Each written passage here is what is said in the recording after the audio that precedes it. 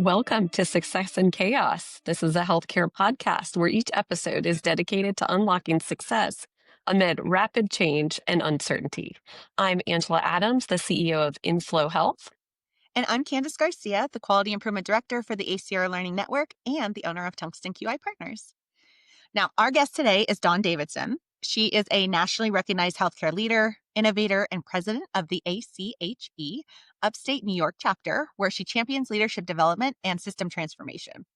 From international health work to operational leadership to process improvement, Dawn has always pursued one goal, making healthcare better. She is known for helping organizations navigate through healthcare chaos, bringing clarity to complexity, and driving meaningful innovation. Welcome, Dawn, and thank you for joining us. Thank you. Such a nice introduction. Dawn, it's amazing to have you. Thank you so much for being on the show. We like to start the show to just kind of do something fun for the audience, and it is two truths and a lie. So me and Candace are going to guess, All right. but tell us what you got. Okay. Um, I have climbed Mount McKinley. I had a child in China, and I worked at an AIDS clinic. That's my three. I did think. Ooh, that's tough. Candace, I think she did have a child in China. Um, maybe it's maybe it's the first one. Did you climb Mount McKinley? That's what I was going to guess too. Candace? Maybe it's not Mount McKinley. Yeah. Which one is it, Dawn? Yeah, I did not. I was a little worried about what I've shared before. Yeah, climb any kind of mountain. I climbed the Great Wall of China, but not Mount McKinley. That's amazing. Yeah, I'm so excited to hear about your journey and your story. Um, Candace, do you want to kick us off? Yeah, I do. I want to know, Dawn, let's start from the very beginning. What drew you into healthcare and how has that shaped your approach to leadership and problem solving, which sounds like that is what you do. Your specialty is solving problems in healthcare. Yeah.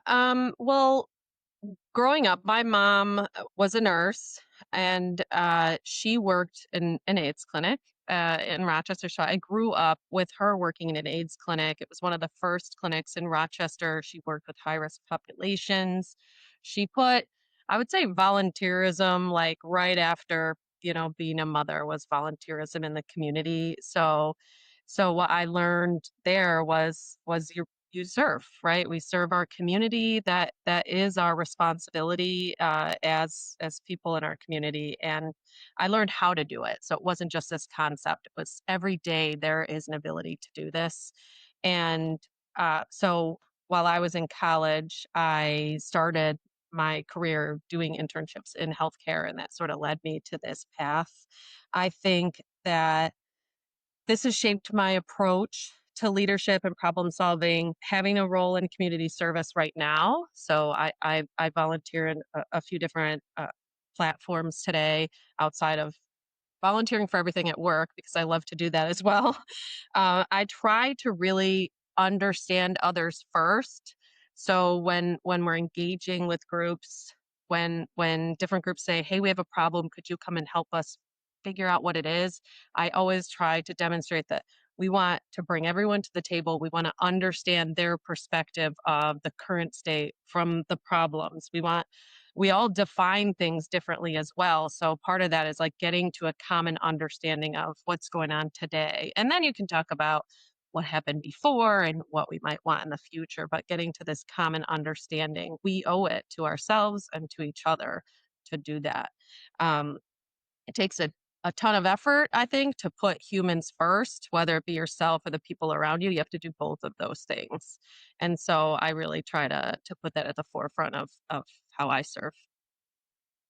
Yeah, that's great. We've talked to so many leaders in healthcare, and there is this like underlying theme. Of course, we know it's for our patients, and we're here to serve them. But what I'm hearing you say also is that there is like a desire and a real need to serve one another.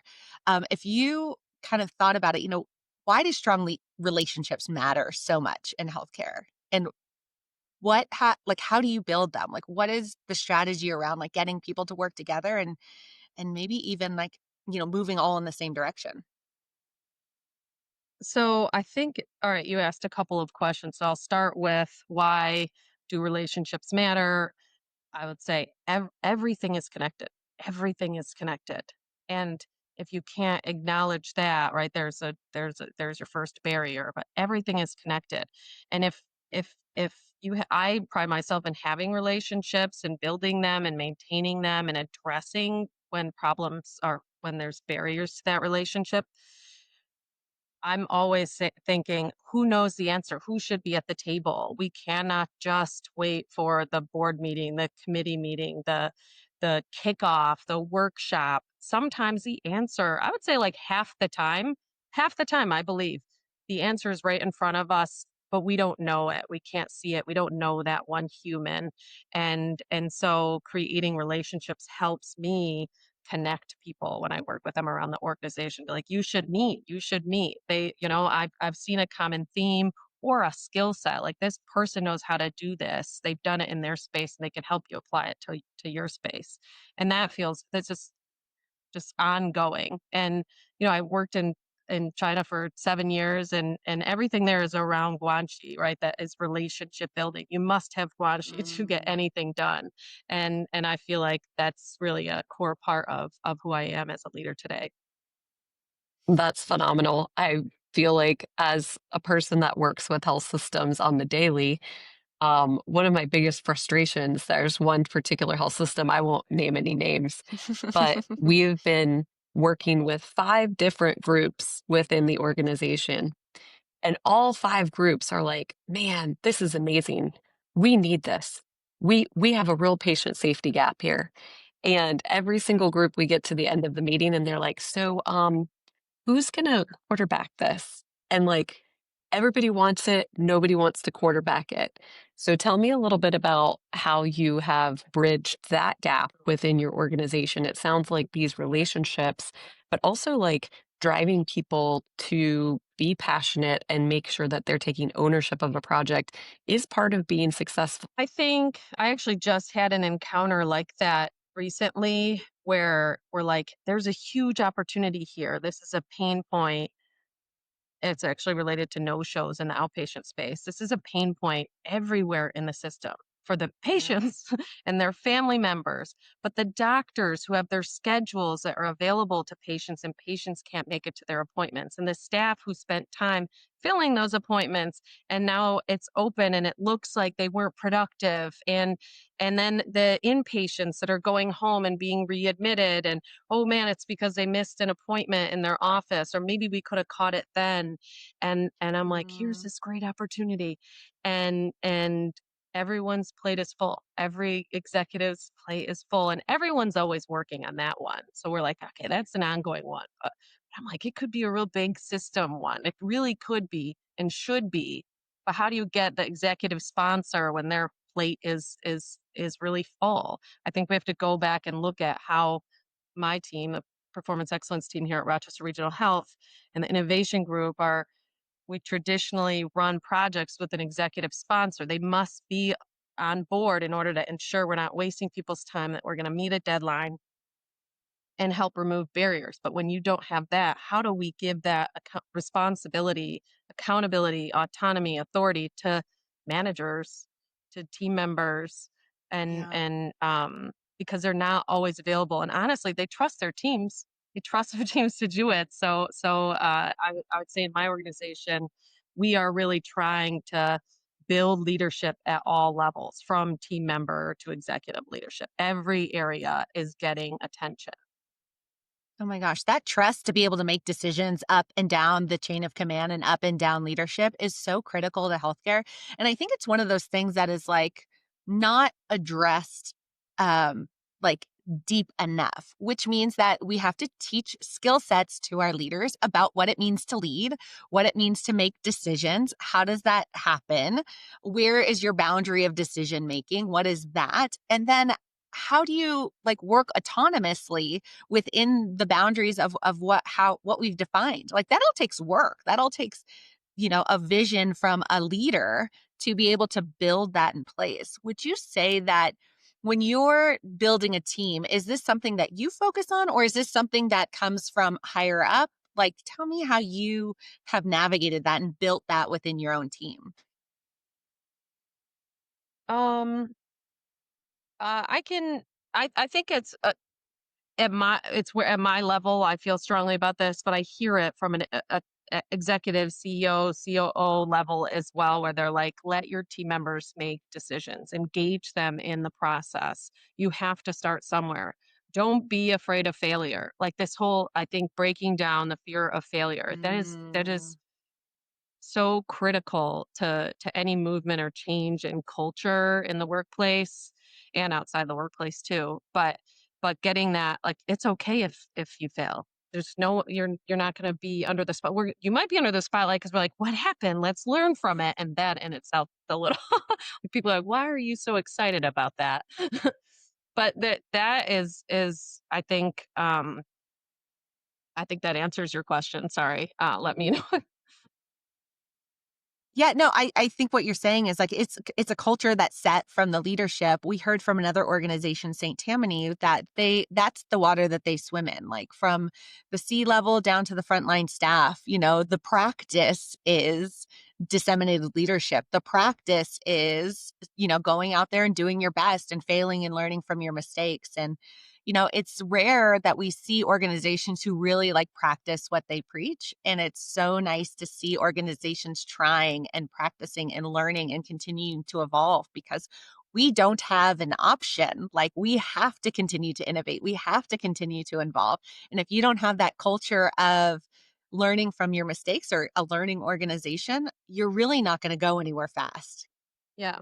And if historically, in your former roles outside of the organization or in this organization, or your relationships at home and in your family, all those dynamics, if everything says black and white, like you're used to procedures that are black and white, we're going through this just culture training and implementation in our organization, and it highlights that yes, it's black and white. There should be some black and white, but if something doesn't seem right, we want you to turn on that critical thinking and use your judgment. We want you Yeah. to, and everybody will win if you do, if you do that. And that's really bizarre to some people. It's really bizarre, but it's like such a critical, I think, skill to be able to learn and use at work, and then you can take it home into your community, and everyone benefits. Yeah. Yeah, well, you're really harnessing the talent within your own organization. And like we've mentioned before, healthcare is full of high level, very educated professionals. They didn't become nurses and doctors and technologists and lab aides and even our house cleaning staff. Like everybody's there has been drawn to healthcare for a reason and is very capable in so many ways. And if you as a leader can harness that capability and kind of, shepherd it forward, there's so much that you can do. And people get excited about it. That's what we see in improvement is like when they're able to participate from where they stand and have autonomy over their work in a way that's not just helping their own job, but like we're moving the organization in a new direction. It feels meaningful. I think that's really what people want. They want to feel connected to the evolution and the betterment of healthcare as a whole. Hmm. Yeah, tell me a little bit about so you're in a position of leadership in quality, which is, change and transformation, and we're kind of going in this technology age. How do you like what big shifts are you seeing from where you stand in your organization with technology and staffing, and what shifts are you kind of managing and experiencing it at this time? Well, it doesn't feel like a quick shift. It feels like many years going into the shift to real reliance on technology. everything, every workflow is moving to this place where you're going to rely entirely on technology. And I think there's this natural we're going there, so we've been on this journey, but I think this because we're really going to fully rely on it for everything. This is the best time to pause and look at your human workflows that are connected to technology and optimize them. Yeah. Optimize them now, optimize them often, but like right now, look at everything that you're doing, everything, and make sure when you're prepping a transition to technology to be a part of that workflow that that's as optimal as possible. Because once you've got the technology adapted, and now the technology is your constraint, now that's directing your workflow. It's much harder to make changes, and you're like bound by this technology. And I'm over here saying, dude, don't let the technology, just turn the technology off for a moment and we'll figure out the workflow, and then we'll introduce it back into your workflow. But I think that's the biggest thing that I would say. Yeah, I think it just in like the community. I hear my friends say it. I hear it all the time. It's like, I don't know why it's so hard. Like healthcare should be just like we go in the world. Like, why can't we have this technology? Like, why can't we just integrate it? It's available. Like, why aren't we doing it? And what I'm hearing to your point is that it's not that easy. Like every single workflow needs to be understood. Every single workflow needs to be combed through and optimized and reorganized in a way that actually allows the technology to be integrated in a meaningful, useful way. And then partnering with our vendors, a lot of them are not healthcare professionals like Angela here, who is a nurse and kind of understands, healthcare. We're getting a lot of people who know technology and they're like, we can solve your problem, but that is not workflow support. And so, you know, and this happens one workflow at a time. Just think about an entire healthcare system where you've got technologists, you've got different exams, you've got different roles. Each one of them needs that kind of comb through it. So it's no wonder it's taken 5 years to get to a place where we're like, I think maybe we can start making a decision about what technology we want. Is that what you're experiencing as well? Did I get that right? Yeah, totally. And to your point about engaging the vendors, I think that is so key. They want to be successful just as much as we want to be successful. Yeah. That helps their business. They want it to be successful. So anytime you can bring them to the table and say, we're sharing accountability of this. And I'm here at the table, but I want you at the table with me to like spearhead this because you're here, and it's very easy for one side to blame the other. It's harder but more fruitful if we try to do this together. And I couldn't agree more. Like one of the things Candice and I in Flow has been in the Empower program with our clients, learning quality together. And one of the things that it teaches you right off the bat is that you have to kind of establish trust with each other. And that has been so phenomenal for the relationship between the vendor and the partner site, because they now can come to us and be like, hey, we don't think this is right. And it's not a blaming conversation. It's very much like an iterative, like, hey, this might not be right. Can you check it? Can you help us understand it? And then we're coming back and like gaining that trust from them. And it very much is now an iterative partnership between these ones that have gone through the Empower program versus like before. I've been at 3 different healthcare AI companies. It was very much like the blame game, like, oh, well, this didn't work according to our plan, and so therefore it doesn't work. Many times it wasn't the tech that was not working, it was the workflow, the exact thing that you said, because every single health system is so different. One thing that I think is so interesting is when you have the Googles and the Amazons and the big guys of the world that come into healthcare and they're like, oh, this is going to be easy. We're just going to take this by storm. And then you see them all kind of slowly, quietly exit back out of healthcare. And you're like, oh, what happened? And they're like, well, we didn't realize quite how nuanced healthcare was. Mm, yeah. In one system alone, it is. Exactly. Exactly. Tell us about, so obviously, podcast is called Success in Chaos. If you were to pick a couple things over the course of your career that you feel like really have driven success amidst the chaos, what would they be for you? What comes to the top of your head?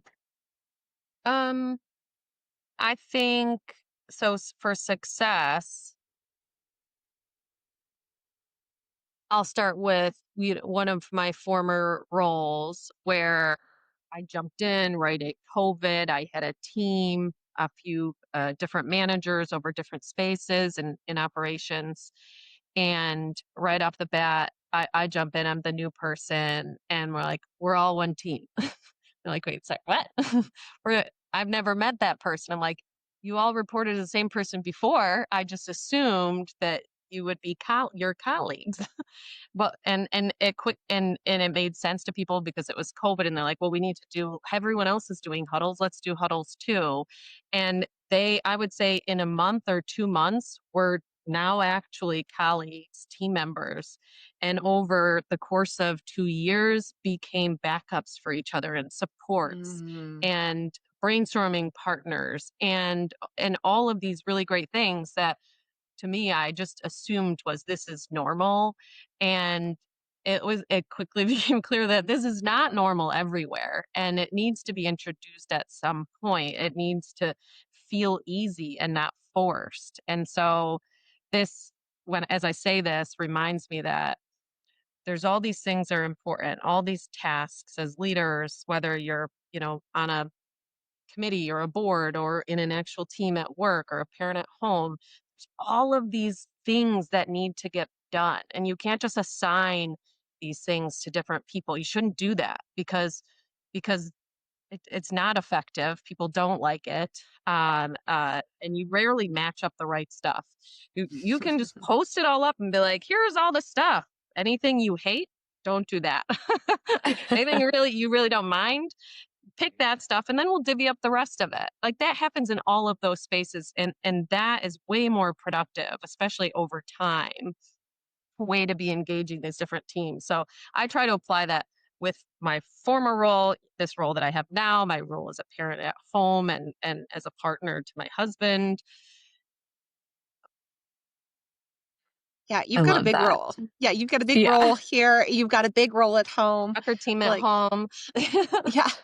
I mean, I don't know if we mentioned it, but Dawn has 5 kids.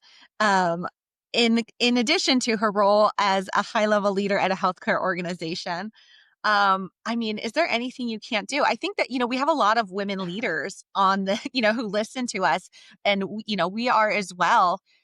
There is something to be said about, what it takes to manage a home, manage a department, manage a healthcare system, and how those skills not only overlap, but they intertwine. How do you kind of keep it all straight? How does I guess the overlap in what you're doing at home and what you're doing at work, how do those roles kind of mirror each other, and how do they differ?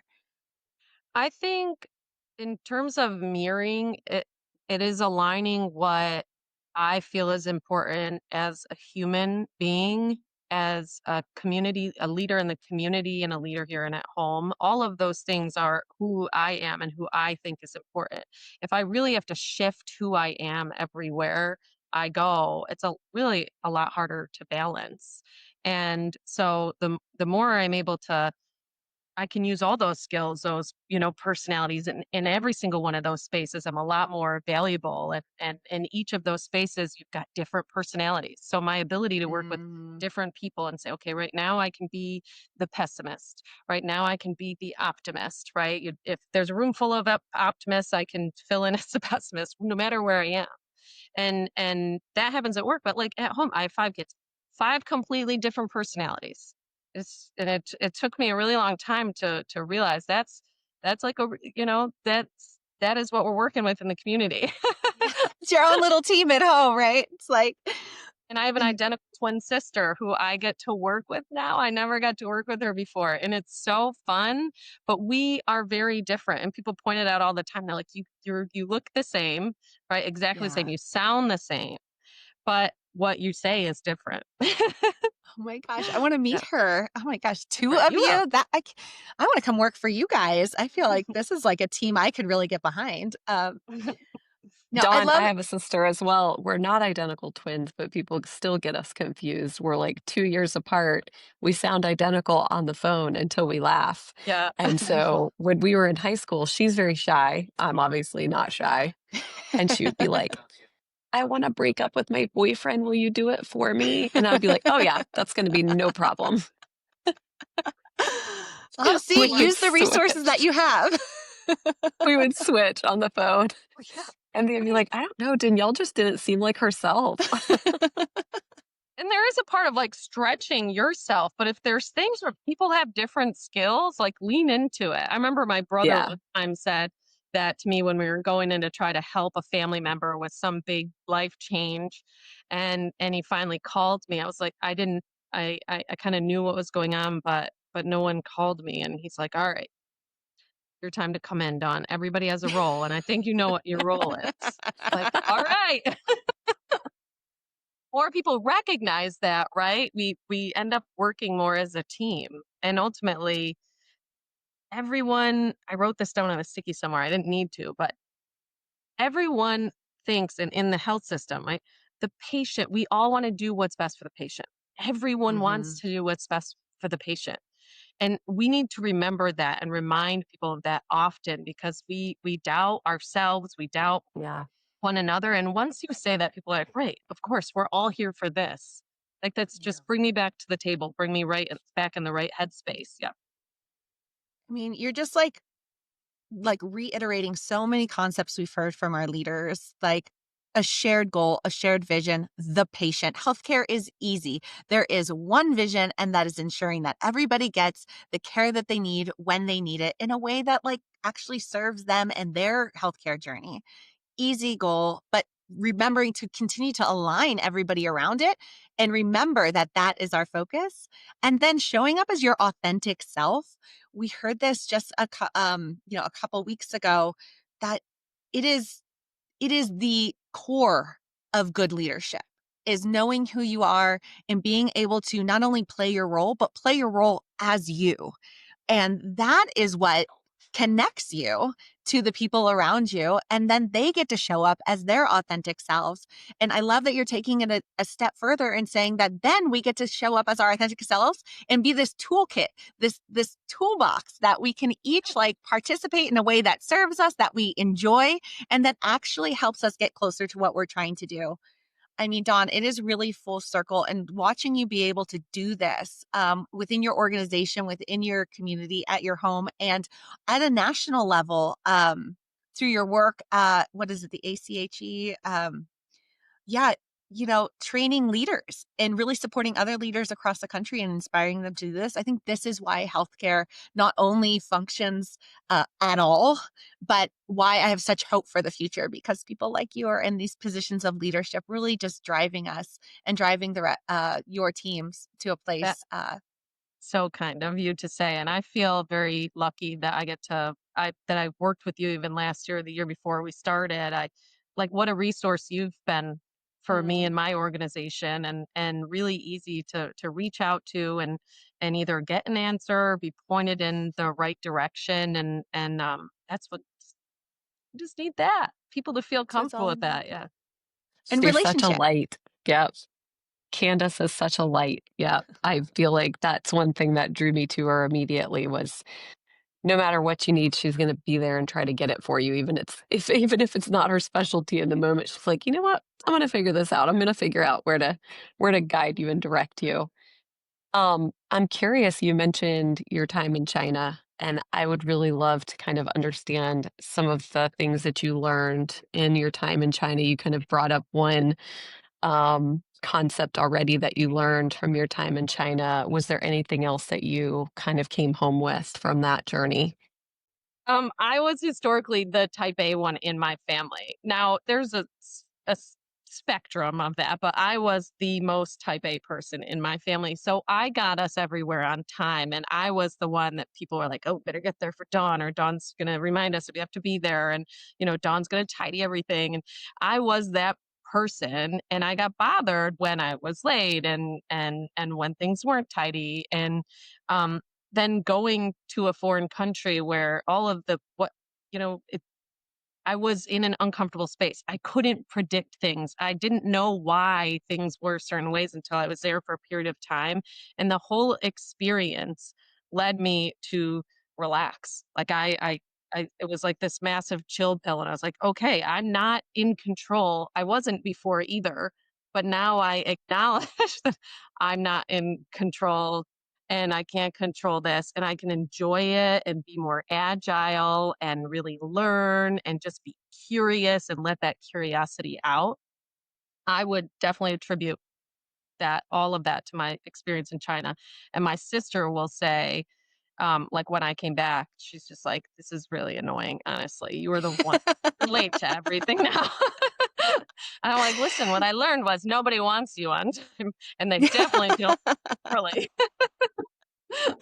Okay, So that's something I need to learn because I will show up 5 minutes early to like your 6 o'clock dinner party. And I'm like, here I am. And you're like still already getting ready to you're go. really nice. I would Yeah. gladly have you early. Oh my um, God. thing was the culture. This everyone is different. Mhm. Every Mm. perspective is different. So the activity where there's like, uh, I I don't remember what you could look at a letter or number a certain direction, and you're like, it's something different. For it depends on the perspective, your angle, that what you're seeing. There can be two truths to what you're seeing, and they could be very different. And that those two truths can exist. They can both be true, and that I learned from just being totally out of my element and really knowing I don't know this person, I don't know this culture. I worked a lot with Chinese people, of course, but I worked at an international hospital, so we had physicians from all over the world. We had communities that would come. So we had an American community that would come, a French community, a Canadian community, and we created these relationships with embassies at international schools to make it easier for people to get healthcare. You see that sometimes here where we have a refugee clinic here at Rochester Regional Health. Like, it's designed to help people who have a tough time getting access to care, right? And communicating with people so that we make resources. We have people who can speak their language. We did the same thing there, right? And I guess I learned, yeah, I don't know, and I won't know all of it, but boy, am I really curious, and I want to know. I mean, curiosity and like releasing your expectation of the world around you and what's going to happen. I mean, those are the most incredible life skills that we can have. Every time I'm in transition in my life or I'm going to a foreign country or traveling and or even just going into a new job, like the newness where you're like, I don't know what's going to happen next. This is all new to me. That skill, that practice of, like you said, curiosity and calm in the face of uncertainty. I mean, what an incredible skill, not just like in your life, but for our healthcare leaders and for our patients, because you're right. Every community is made up of different people, and that's what makes it so wonderful. Dawn, this has been amazing. We always close the podcast with a couple book recommendations. Do you have anything like you'd like to share?